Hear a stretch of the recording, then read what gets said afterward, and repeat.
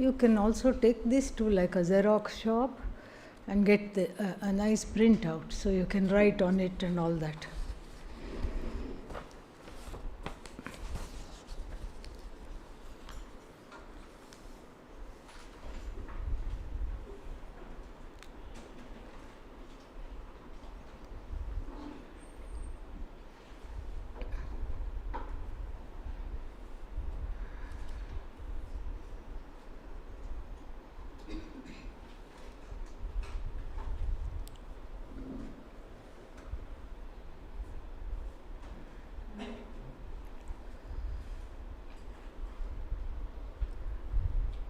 ॐ सदाशिवसमारम्भां शङ्कराचार्यमध्यमाम् अस्मदाचार्यपर्यन्तां वन्दे गुरुपरम्परां दयाकरं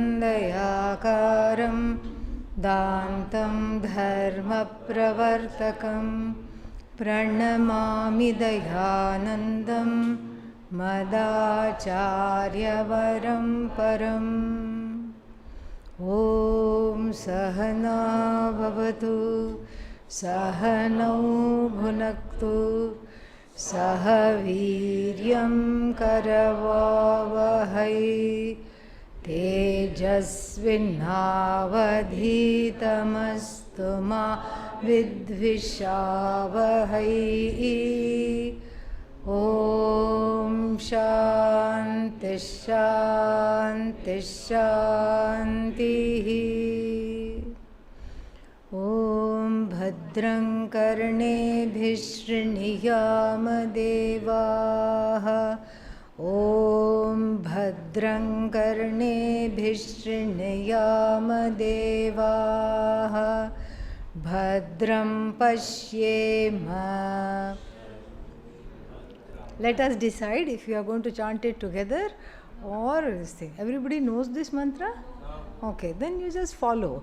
And I have asked the chanting teacher to teach you this today. So you will learn this properly, and from tomorrow we can chant it together. Not tomorrow, next time when we meet, probably on the 4th, we can chant it together. Okay, till then you practice. So today you just follow. ॐ भद्रं कर्णेभिः शृणुयाम देवाः ॐ भद्रं कर्णेभिः शृणुयाम देवाः भद्रं पश्येमाक्षभिर्यजत्राः भद्रं पश्येमाक्षभिर्यजत्राः स्थिरैरङ्गैः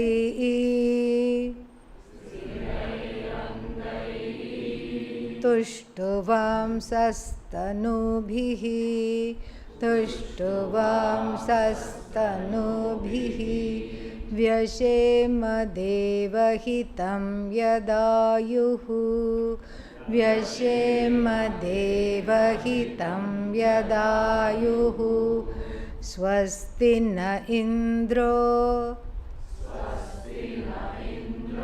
वृद्धश्रवाः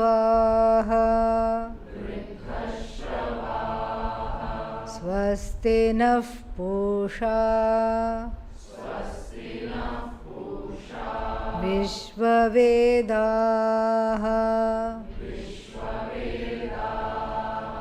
स्वस्ति नस्तार्क्ष्यो अरिष्टनेमिः स्वस्ति no बृहस्पतिर्दधातु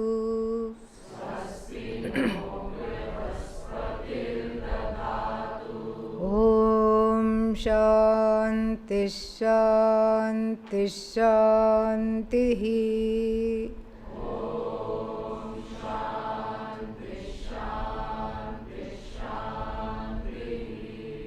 Now the text.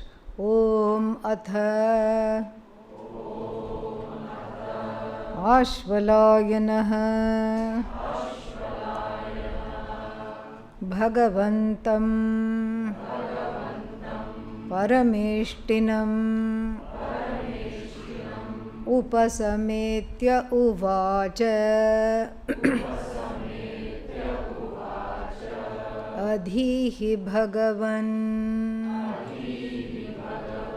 Brahma Vidyam Varishtham Sada Sadbhihi Sevyamanam Nigodham Yaya Chirat Sarva Papam Vyapohya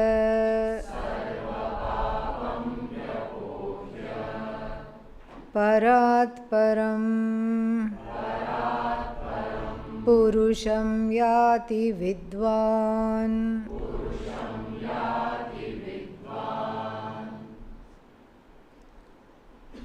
Om, sound of Bhagavan, Saguna, that which is full of attributes, in other words, Tatastha Lakshana, from which everything has come, the causeless cause of the universe, by which everything is sustained, unto which everything resolves. And also that the truth of that which is consciousness itself, without any name and form, everything is Om. And I know that we have studied Om at length. Where? Kaivalyopanishad, yes. So, Om iti alambanam param. And all this, we have studied that. So, no need to talk anymore, but it shows the entire universe of names and forms along with the maker Om, and because everything is that, and then that consciousness without the maker and made distinction, that consciousness which is the truth of the maker, which is truth of the material, which is transcends both the maker and the material, that is also what? Om. So Om, Bhagavan with the universe, Om, consciousness without the universe. Both are there. So Om here is a sound of blessing as the study is being embarked. And then the other word is Atha. This Atha is a very important word. Its meaning is not very, doesn't have a very important meaning. It simply means therefore or thereafter. You can't start a text by saying therefore or thereafter. That would be grammatically wrong. You can't suddenly start a treatise by saying thereafter Ashpalayana went here and asked these questions. That makes no sense. What is this thereafter? When we understand the purport of this thereafter, we see that it is a very, very pregnant Atha. It's going, as we will unfold this, you will see it will proceed to have 9 children, no less than 9 children, heavily, loaded Atha. So Atha means thereafter, and then here we'll just see the translation first and come to this thereafter little later, this thereafter business. So Om Atha, thereafter Ashpalayana. Ashpalayana, the sage I talked about, famous in the Rig Veda and famous for writing Grihya Sutras and Shrauta Sutras as well. Parameshtinam. Parameshti means the Guru of the Guru of the Gurus. Who is that? Lord Brahmaji himself. He approaches Lord Brahmaji and asks for this knowledge very beautifully. We will see that. Samyak upetya. The root verb here is in gatau, second conjugation. E, E to go. So, E, some upetya, upa plus E, upetya, having gone. And some means having approached properly. What is this properly? In the established, customary manner of how the student approaches the disciple approaches the teacher from whom one wants to gain the knowledge. So what is the correct approach? You go slap the teacher in the back and say, yo, let's have a session. No, that's not the correct approach, obviously, because the knowledge is so precious and everything hangs on the teacher being willing to teach. So you have to make sure that you get the teacher in the place of being willing to teach. Because the teacher could have said, the Parameshti Guru here, Lord Brahmaji could have said, no, I am busy. I am busy doing something. You please go, find another teacher. Teacher could say that. So I, as a prospective disciple, have to show the teacher, I have to demonstrate for the teacher that I am not a waste of time. I am not a waste of time. I am worth the investment that is being made. It is incumbent upon me. It's not incumbent upon the teacher. I have to show the teacher I have eagerness to learn. And that is when the teacher will teach. Because so many secondary texts of Vedanta also say that having pleased the teacher.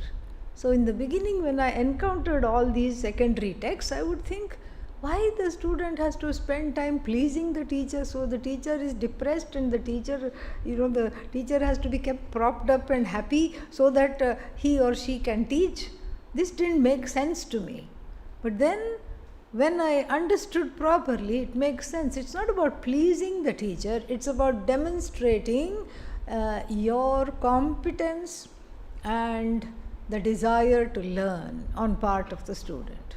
Competence in the sense of eagerness. When that eagerness to learn is met with the desire to teach, then only it becomes magical. Because it's a sacred connection. It's a very, very sacred connection which I do not take for granted. I allow that sacredness to be maintained throughout. And this is what it says. This is all in the word samyak, very nicely, according to the conventions established at the time. And what are the conventions established at the time? You go to the teacher with some twigs in hand. What are the twigs for? So the twigs are for the yajna. What yajna? If the teacher is a grihastha, if the teacher is a householder, the twigs are for the yajna the teacher has to do every day. And the twigs are not cut from the tree, they are gathered from underneath the tree. And so some trees may not be dropping the twigs, so you have to go to many trees and gather the twigs. So it's a little bit of an effort. But metaphorically it shows, I am ready to do anything to gain this knowledge. I want to be of service. That is the metaphorical idea. The figuratively speaking, that is the idea of the twigs. And so I am ready to serve. Even before asking, see, I have brought something you require. And this shows, see, you would have spent half an hour in gathering the twigs. In that half an hour, please teach me. This is the idea, that I am here to serve. I am here to learn. And I will be around, and I am going until I gain this knowledge. I am not going anywhere. There is a perseverance and there is a desire to learn. All this is there. Then what happens? When the teaching takes place, it's always in the form of a dialogue. We have seen this in the Kathopanishad. There is a dialogue between Nachi, baby Nachi, and Lord Yama. So there is a nice dialogue. In fact, they go back and forth quite a bit. This is to show that this is not about some kind of a philosophy or a body of knowledge or a theology that is being pushed into the throat with the help of a stick. You have to just swallow everything I say. Why? Because I am the teacher and I am saying it. That's not how it is. Because the subject matter is you. And the subject matter, the nature of the aham, the nature of the atma is so subtle that it cannot be objectified. So, the teacher has to teach in such a way that that which cannot be objectified is understood despite oneself, not because of oneself. One gains the knowledge despite oneself. And so, therefore, there will be lot of blocks, resistances. Resistances to what? Not accepting who I am, that's easy. But letting go of wrong notions, I am this much only, that's where the resistance is manifest. And so all those resistances have to go. So there has to be a lot of question answers should be there. So it should be a fruitful dialogue called samvada. Samvada. A sacred and a fruitful dialogue between the teacher and the student, where the dialogue, the questions asked by the student are not to test the knowledge of the teacher, but to gain clarity and remove the doubts and all kinds of oppositional ideas connected to the teaching. To remove the obstacles in receiving the teaching. This in the Bhagavad Gita is called pariprashna, asking proper questions at the proper time, and we learn this, we'll see this in the Bhagavad Gita, we'll see this in how Arjuna asked the questions, very beautiful, very inspirational also. So now so this is the Upanishad is always in the form of a dialogue, and that's how it is assimilated. And then so he approached the teacher vidhivat, according to the established norms. Samupetya uvacha. What did he say? Samupetya uvacha. He asks. Adhihi. Adhihi means please teach. Hey Bhagavan, oh revered sir. He is calling him Bhagavan. Why? Because the Guru is the incarnation of that which I need to know as myself. What is that which I need to know as myself? Ishvara, Bhagavan. So the Guru becomes a stand-in for that Bhagavan which I need to know as myself, and also seeing the Guru as an incarnation of Ishvara keeps the sacredness of the connection. So that I focus on Purusha, the person that I need to know as myself, and that Purusha is the same in you, is the same in the Guru, is the same in everybody. So that Purusha, that person, which is that consciousness, which is that Ishvara, I keep in mind and I set my sights on knowing that Ishvara, and the one who knows this Purusha is non-separate from the Purusha. So I see the Guru as an incarnation of Bhagavan, the same Bhagavan that is myself alone, which I need to understand, which I am yet in the process of knowing, which I have to understand and know. So in this way, what happens is that when I see in the Guru the person rather than the personality, it keeps the connection free of obstacles, free of projections, and free of any kind of transference. This is the best way to do that. So otherwise there are certain kinds of problems that come up. So to stave that off, the Shastra has a very foolproof formula. And what is the formula? See in the teacher Bhagavan.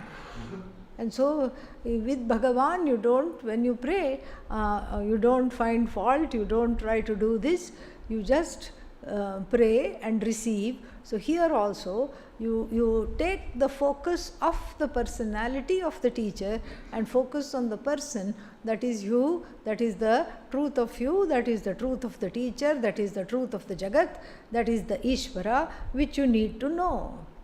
And so therefore the personality is something that you can enjoy without getting too caught up in it. Both your own personality and the personality of the teacher also, both are what? Superimpositions, as though superimpositions on that same consciousness which is free of all superimpositions. So therefore he addresses the teacher as Bhagavan, Hey Bhagavan, vocative, O Lord, O Ishvara, Adhihi. Adhihi means please teach. And Adi Shankara, not in this context because he has not written a commentary for this, in another place says Adhihi must be translated as Madartham Smara. Please remember, for my own sake, please remember. Please remember what? How it was when you went to your Guru. How were you taught? So that same methodology, and how kind your Guru must have been towards your ignorance, and how did you remove your ignorance. So show the same compassion towards me, and please help me to remove my ignorance, just as your Guru removed your ignorance. You see how beautiful this is. Adhihi means Madartham Smara, for my sake, please remember the way in which you were taught and teach me exactly in that way, because we don't need to find out new ways, because the old way is perfect. It has helped. It has helped. It has helped you because I see you as a shining example of someone who knows Brahman. So how did you become like this? Because of your Guru. So how did your Guru teach you? You please recall that for me and teach me in the same way, with the same prakriyas, same pedagogical tools, same methodology, so that I also become just like you. Very beautiful. Adhihi Bhagavan. Okay, teach me what? Remember for me what? Recall for me what? Brahma Vidyam. Brahma Vidya. So you see, this is a very highly evolved student. He already knows there is something called Brahma Vidya. First he knows there is something called Brahman. And what is this Brahman? Brahman means big. The word Brahman means very big. Big means what? Anything is big, everything is big. So it's a relative term, it's an adjective. If I say, please look at this big mustard seed, it's still big compared to the other mustard seeds, but we have to look on the floor, where is this big mustard seed? If I say, please look at this big mountain, you have to change and look up. So the word big, as we know, is an adjective. Here it's converted to the noun.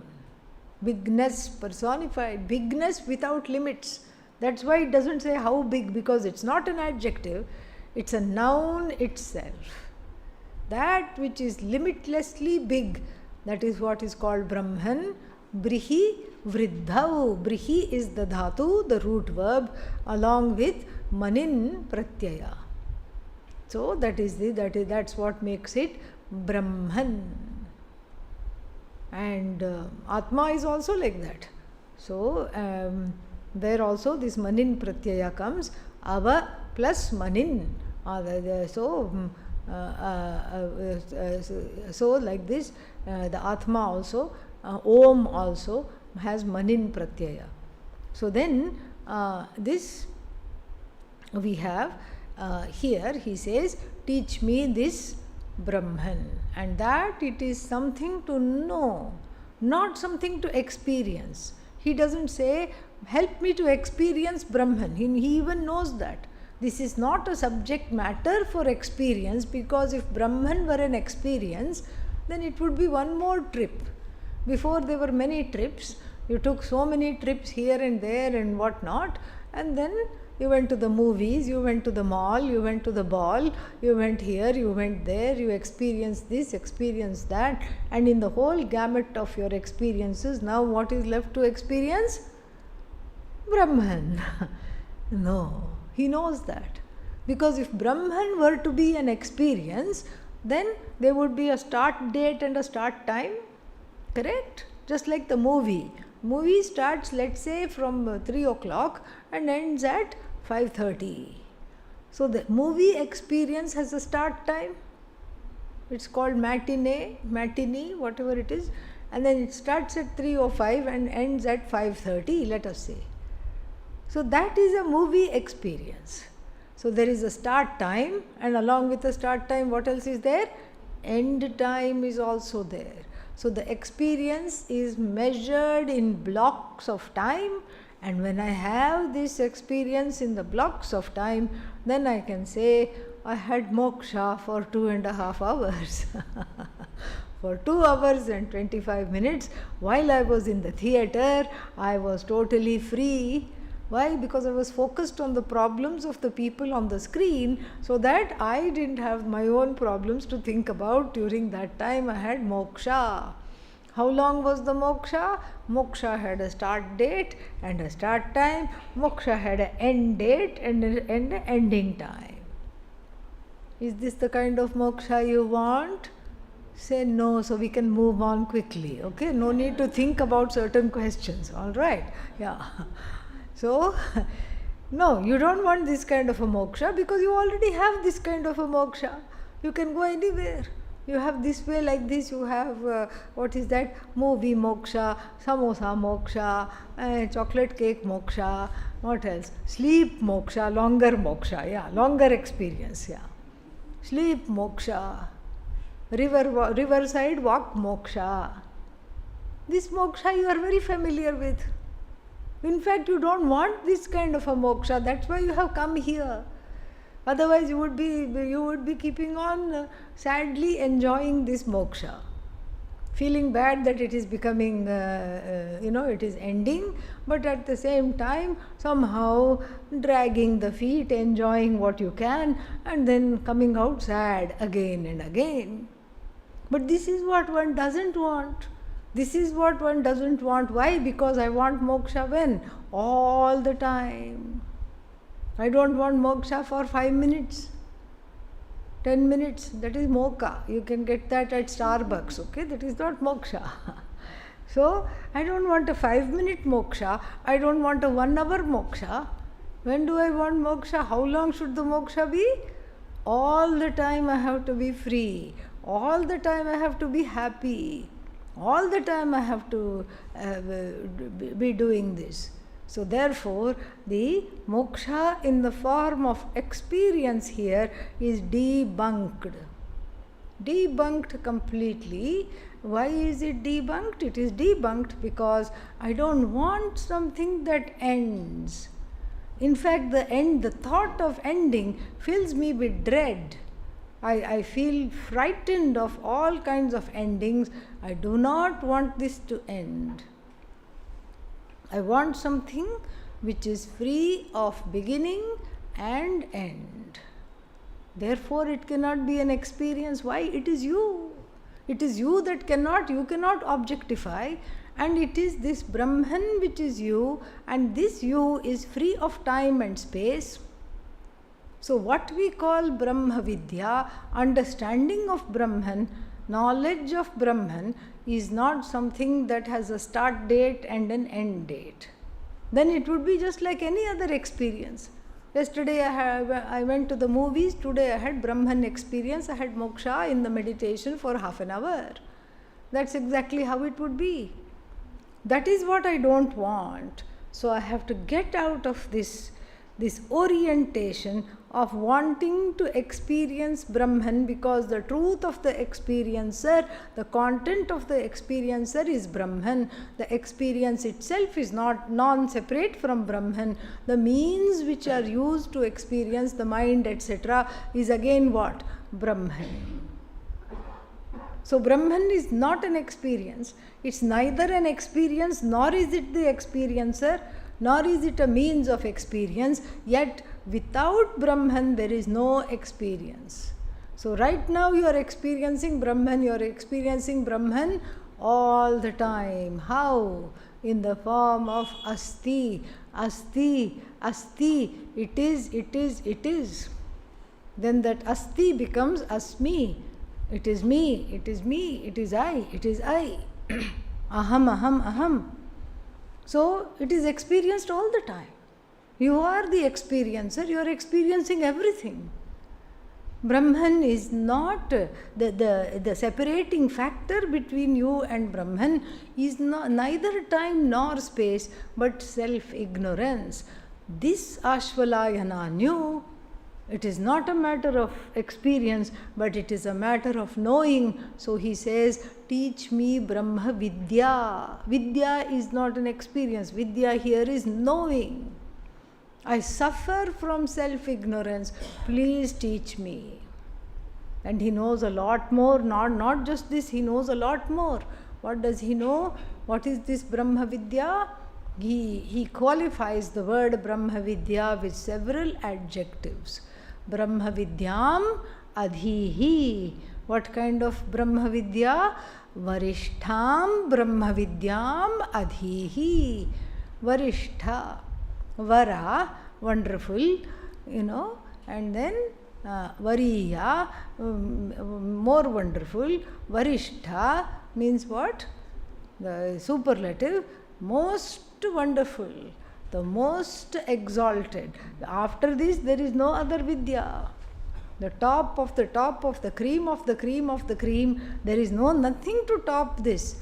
The most exalted Vidya, Varishtham Brahma Vidyam Adhihi. Sada Sadbhihi Sevyamanam Brahma Vidyam Adhihi. The second adjective to Brahma Vidya here is Sada Sadbhihi Sevyamanam Brahma Vidyam Adhihi. Sada, always. Sadbhihi, people who are two things, two meanings of the word Sat here. People who are pursuing Sat. What is Sat? As in Sat Chit Ananda. Sat is another word for Atma. Sat is another word for Brahman. It means isness. Everything in the world enjoys isness. But this isness is I. I am the one that is imparting this isness to everything in the universe. It is I alone. This is the people who want to understand this are called Sat Purushas. People who are after Sat. One meaning. Another meaning, Sat also means true, good, etc. So Sat plus Jana becomes Sajjana. So all the good people means what? Dharmic people, Sattvic people, people who are more saintly in their nature. And the more saintly one becomes, the more one is interested in these kinds of pursuits. So that means what? In order to gain this knowledge, I have to become a Sajjana. I have to become a Sat Purusha. So very cleverly worded question here. It also talks about the qualifications that one has to undergo in order to gain this teaching. So I have to become a Sat Purusha because it is Sada Sadbhihi, by the people who are Sattvic, by the people who want to pursue Sat. Sevyamanam means is pursued by that. Sevante, sevate, sevete, sevante. Sevate means what? It is pursued. It is engaged in. It is enjoyed. This Brahma Vidya is enjoyed by, is engaged in by who? By the people who are of a saintly disposition, a sattvic disposition. Sattvic disposition means dharmic disposition. Why is that important? Why is that so important? Because if there is a lot more rajas or a lot more tamas, then this knowledge does not become attractive at all. one gets bored, one gets restless, one gets tired, one feels like running away. So therefore, this is the opposite of that. Here, the person who has more sattva, who has cultivated the sattvic qualities, and who is dharmic by nature, who practices ahimsa, who does not want to hurt others, and who is relatively cheerful and contented with themselves, those are the people called Satpurushas. Then this knowledge becomes more and more attractive the more I cultivate Sadgunas, Sattvika Gunas. Then again, on the other hand, if somebody has too much tamas, then what? Then also this knowledge will not attract. Too much tamas means what? Yeah. You are Brahman, whatever. Yeah. This is how it is. They're not that interested. Because there is a lot of inertia. Can't be bothered. And therefore, sada sadbhihi sevyamana. Second adjective. What was the first adjective? Varishtham. And then second one, that which is pursued by all the Satpurushas. And then the third one, Nigodham. From guh, to hide. Nishchayena Godham. Definitely hidden. Hidden from view. Because I am looking for an object called Brahman. A big object called Brahman. And it turns out to be what? The truth of the seeker. The seeker and the sought being one and the same, therefore it is hidden. It is hidden from view because it's not an object. It is hidden from view because it is the truth of the subject. It's not an object. That's the first reason it is hidden from view. It is hidden from view because I have an orientation towards objectifying everything, wanting to see it as an object. It is hidden from view for want of a pramana. I do not know that the Shastra is the one who is going to shine the light on this. And so it is hidden from view. I don't have an appropriate means of knowledge. Therefore it is hidden from view. And then it is also hidden from view, very nicely tucked away somewhere. Why? Because even when it is explained, it is not understood. Permanent secret. It's an open secret. It doesn't even have to be kept in a cupboard and locked up like a big, some kind of a Kohinoor, what is that, diamond. Kohinoor diamond in the British Museum and all that. You don't have to lock it up. It's in full view. Yet everybody takes it for granted. Everybody is just unaware of it because of ignorance. And as though that is not enough, even after being told repeatedly, one doesn't understand. That is the greatest ascharya. I think we had a verse like that, in the mantra like that, in the Kathopanishad. Ascharyavat pashyati kashchidenam. Ascharyavat shrinoti kechidanyah. Ascharyavat chainam, something, one more. They talk about it, it says. Ascharyam vadati or something like that. Last one, Shrutva api na veda kaschit. Even after hearing about it, the orientation is so thick for to look upon it as an object, one misses it. Because of one's own notions, one misses it. Here Ashvalayana, you can see his preparedness. He already knows this. Nigodham. He says this is the characteristics of Brahma Vidya. What are they? It is the most exalted thing in the universe. It's the most exalted knowledge. it is pursued by the most highly evolved sages and the like, saintly people, and then it only appeals to them, and then it is hidden in me as me, and I have to recognize it. I don't know how to recognize it. Sada sadbhihi sevyamanam nigudham. Then the question doesn't stop there. He also knows one more thing. He knows why he wants this knowledge. Yaya. Yaya means by which. By which what? Brahmavidyaya. Yaya Brahmavidyaya. By which Brahmavidya? What is happening here? Achirat. Don't say Yaya Chirat, okay? It's a sandhi there. A plus a. Yaya, a plus a. Yaya, long a, achirat. Not long hence. Optimistic fellow, our protagonist, Ashvalayana. He's not hopeless. Oh, I'll never get this knowledge. I just thought I'll give you. Oh, Guru, the last try, maybe we'll be studying with you. I will understand. No, he's optimistic. Achirat, not long from now on. Not long from now on. Yaya achirat. Achirat means not long from hence, from this point onwards. Not long, not too long. What will happen? Sarva papam vyapohya.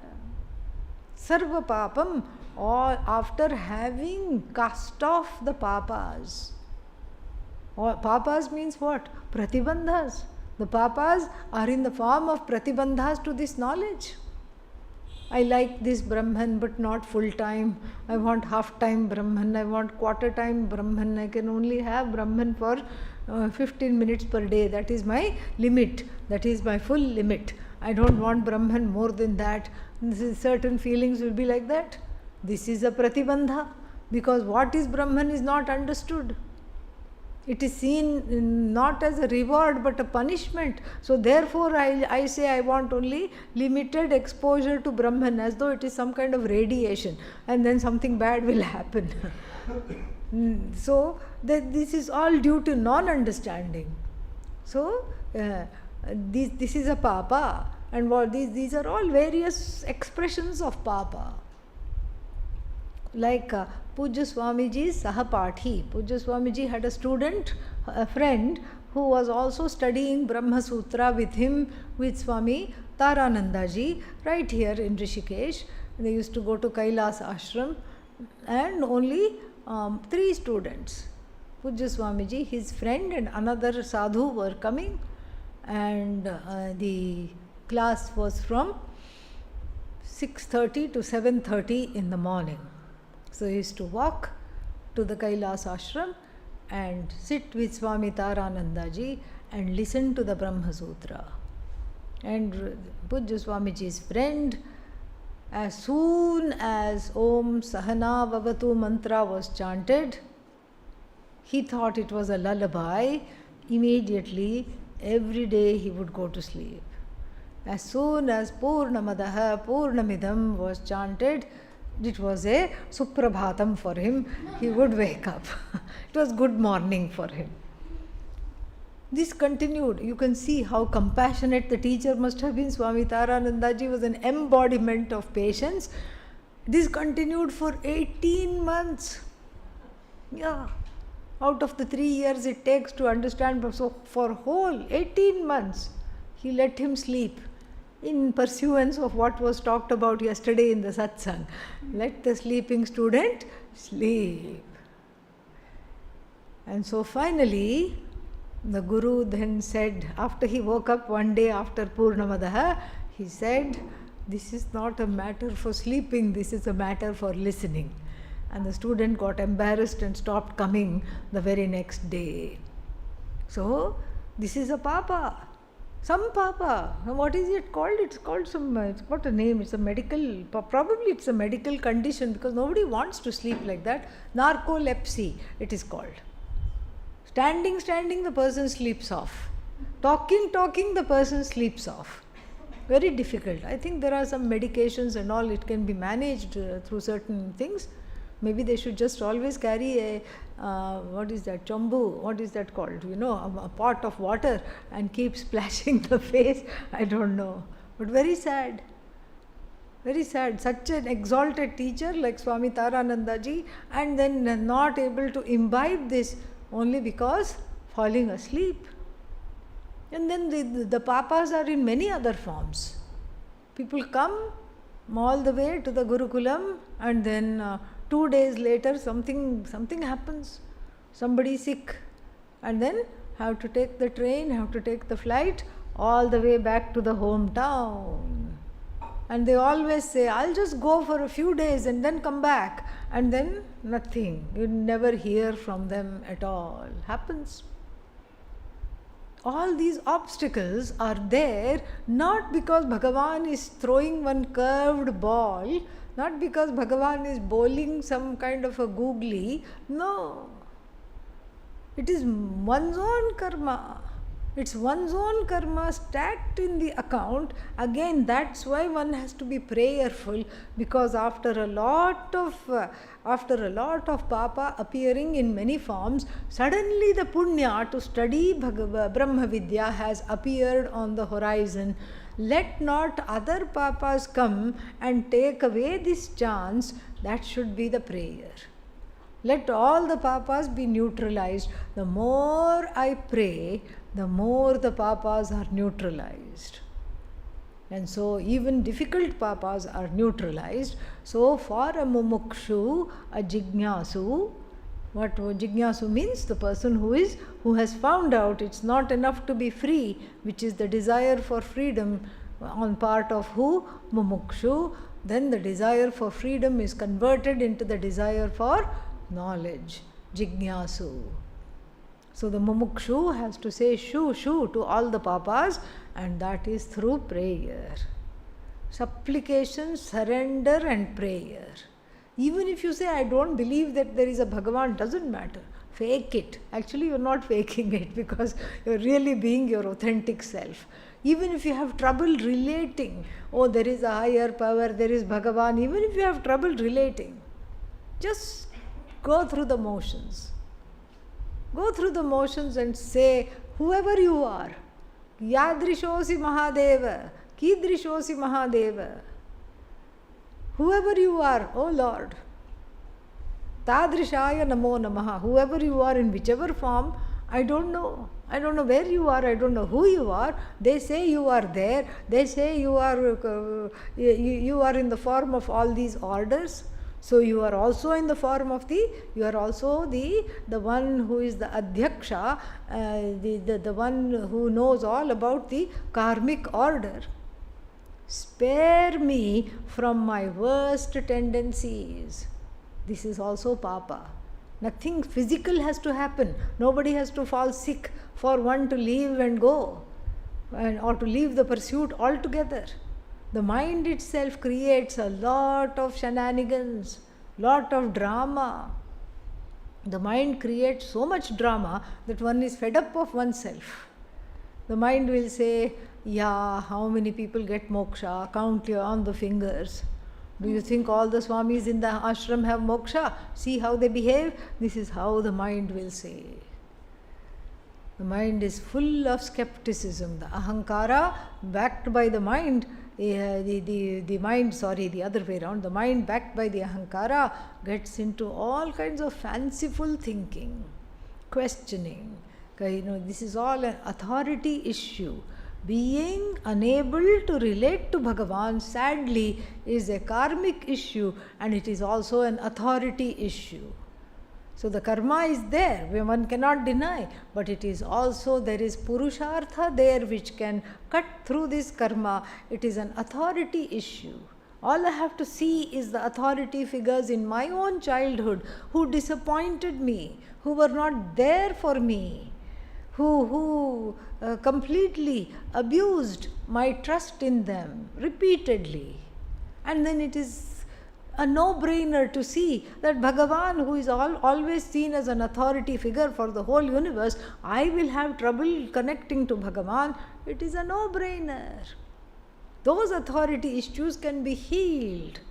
through therapy, through yoga, through writing it out, through expressing the anger and the anguish that is stored in the heart, the resentment, the pain, the fear, through appropriate portals. What are the appropriate portals? You write it out, you talk it out without hurting myself and the other. That is the appropriate portal. This has to be liquefied, this has to be neutralized. And that is, this also he knows. That's why it is nigudham.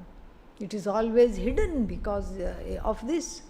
So yaya, by which knowledge, the knowledge that has the power to cut through these papas, these kinds of obstacles, the knowledge can cut through. The knowledge falsifies the karmas, falsifies the obstacles, prevails in spite of myself, in spite of this kind of a personality that I have, which is like a rock. I will not be moved. I have come to the Gurukulam saying with a challenge, with an internal challenge. Let's see if this knowledge can change me. Let's see which Upanishad can transform me. And the challenge is accepted by Bhagavan, provided there is enough of a drive, provided that one is able to be honest while playing this game and say, okay, I give up. Yes, you win over me. And I'm happy to have this Vidya wash over me and win over me. That kind of a feeling must be there. Then it's an honest game. You may have come with a challenge, but then you let go in the face of this, the overpowering nature of this knowledge. So what does the knowledge do? Removes all the problems standing in the way of recognizing the truth of yourself. Sarva papam vyapohya. And also we can also take it a slightly different way. The removal of the papas is crucial to gaining the clarity of oneself. So the removal of the papas through prayer, meditation, karma yoga, etc. The papas here also, ragadveshas, all of them. Then that is the removal of the papas. This knowledge is contingent upon. So when the papas are removed, then the knowledge comes. Sarva papam vyapohya, casting off all the papas. Parat param purusham yati vidvan. Who is the person who? Yati, gains. Gains means in apostrophes. It's an as though gain. It's not a real gain because you are that Purusha. Parat param means that which is beyond Maya, beyond the material, beyond the maker material divide, that which is Ishvara. And so this Ishvara one gains how? As the truth of oneself, one gains this Ishvara because of this knowledge. Achirat, not long from now, not long hence. Achirat sarva papam vyapohya. Parat param means transcending the obfuscatory nature of Maya, transcending the veiling nature of Maya. Veiling nature, in Sanskrit, what do you say? Avarana. Avarana Shakti. That which hides the truth from me. My own truth it hides from me. So I cross that Maya with the grace of Bhagavan, with the Guru's grace, and then after that what happens? I gain this knowledge. Parat param purusham yati. I become one, not that become again is within apostrophes. I have to hold my hand permanently like this while teaching. I become, as it were, one with the Purusha without a second. I am already one. I discover this oneness with everything, including the Jagat Karana Ishvara. So all the alienation, all the loneliness drops, and in its place there is Kaivalya, onliness.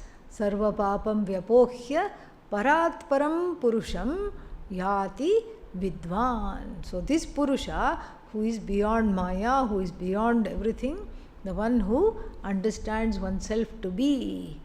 Look at this question, how complete it is.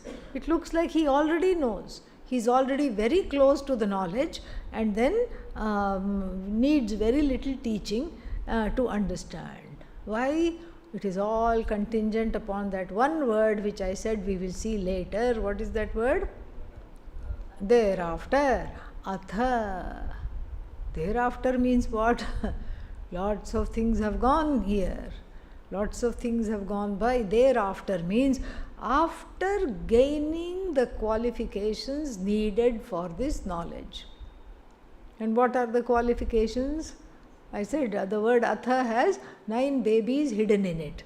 What is the name of the first baby? Viveka. Viveka.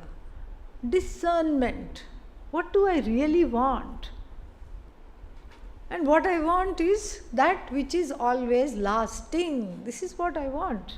I don't want things that will come to an end quickly. That is what I want. I want that which is nitya. And then whatever I am pursuing, is it nitya or anitya? Whoever said nitya, see me after class. Okay. So it is anitya. Everything that I am pursuing is coming to an end. Except Brahma Vidya, everything is except Brahman, everything is anitya. So this discernment has to be there. So this is called Viveka. The discernment between nitya and anitya, and nitya being myself, that means what? The nature of my pursuit has to change. This goes to the second baby. Then now we come to the second baby. What is the second baby? Vairagya. That is the second baby. Now that Viveka is there, I am clear about what I am pursuing. The other pursuits have to get dropped because I am wasting my time. And Vairagya is not really letting go of pursuits. Vairagya is, along with Viveka, means letting the pursuit drop on their own. In the wake of this discernment, the other pursuits drop because I gain more objectivity. And I see that doing the same thing cannot give me different results. What is the same thing? Pursuing the finite and then expecting infinite results. Cannot happen. The infinite being myself, I cannot pursue the finite and get infinite results. So I have to stop pursuing the finite. Vairagya. So stop pursuing the finite. It's easier said than done. It's fine to say stop pursuing the finite, but everything that is attractive, everything that I want is right there. Here, to be able to see the limitations of everything that I enjoy. Dosha drishti it is called. Dosha drishti means seeing the limitations, seeing repeatedly the fallacy of whatever it is that I do not want. Whatever it is that I want is not in what I am pursuing. You may go and enjoy a wonderful movie. You may enjoy a wonderful meal. You go somewhere and have a nice dinner, you feel good, nothing wrong. But the problem comes when you think this is what is going to lead me to the permanent enjoyment. Not possible. That which is called permanent enjoyment cannot be resting on an impermanent thing. It is very logical. On an impermanent thing, the permanent enjoyment cannot be resting on. Whether it's a thing, an object, or a person, or an event, the permanent, that which is permanent cannot be resting in an impermanent experience or an object. This is very clear to see. So where is the permanent? The Shastra says it is centered on me. So therefore, cultivating a rich inner life, allowing this, the truth of the Shastra to speak through me, and limiting the fields of engagement so that I am more and more with myself, and I am giving this Vidya, a chance to blossom in the heart. That is what is Viveka Vairagya. So the other several other babies are there. Their delivery will happen on the 4th of June. So till then, so tomorrow and tomorrow is what? Monday? Tomorrow is Sunday. Okay, Sunday, Monday, Tuesday, I think Swamiji's Kathopanishad class will be there. Wednesday is holiday. So Thursday, we will come back to this again. So from Thursday to 20th of June, we will be having Kaivalyopanishad. Om Purnamadav Purnamidam Purnat Purnamudachyate Purnasya Purnamadaya Purnamevavashishyate. Om Shanti Shanti Shanti. Harihi Om Shri Gurubhyo Namaha.